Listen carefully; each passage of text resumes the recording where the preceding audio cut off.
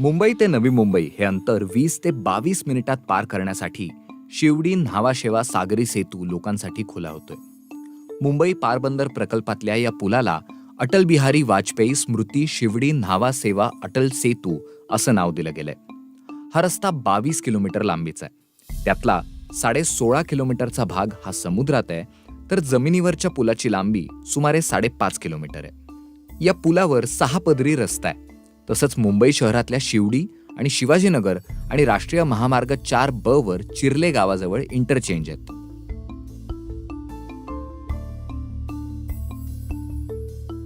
या प्रकल्पामुळे नवी मुंबईतल्या प्रस्तावित विमानतळापर्यंत वेगाने पोहोचणं मुंबईकरांना शक्य होईल.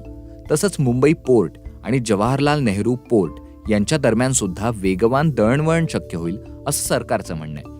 तसंच या मार्गामुळे नवी मुंबई आणि रायगड जिल्ह्यातल्या प्रदेशाचा भौतिक आणि आर्थिक विकास होईल अशी अपेक्षा आहे.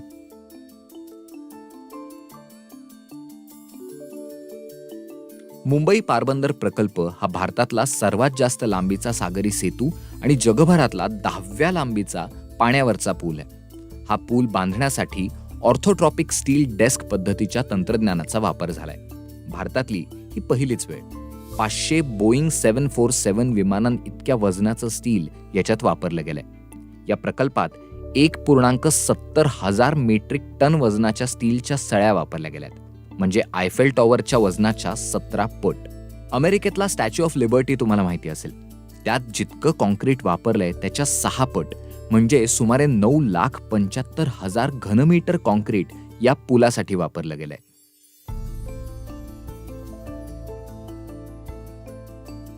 या पुलाचे आजूबाजूच्या पर्यावरणावर काय परिणाम होतील हा सुद्धा प्रश्न महत्त्वाचा आहे.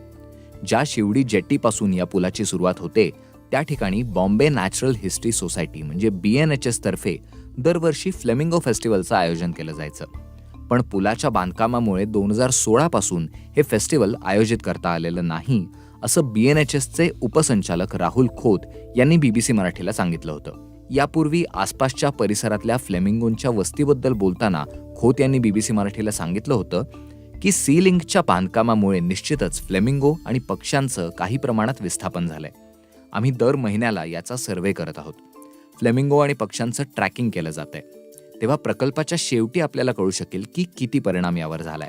या प्रकल्पाचं उद्घाटन पंतप्रधान नरेंद्र मोदींच्या हस्ते मोठ्या कार्यक्रमात केलं जातंय. यावरून टीकाही केली जाते. पण निवडणुकांच्या तोंडावर सत्ताधाऱ्यांकडून मोठ्या प्रकल्पांचं उद्घाटन होण्यात काही नवीन नाही असंही राजकीय विश्लेषक म्हणतात.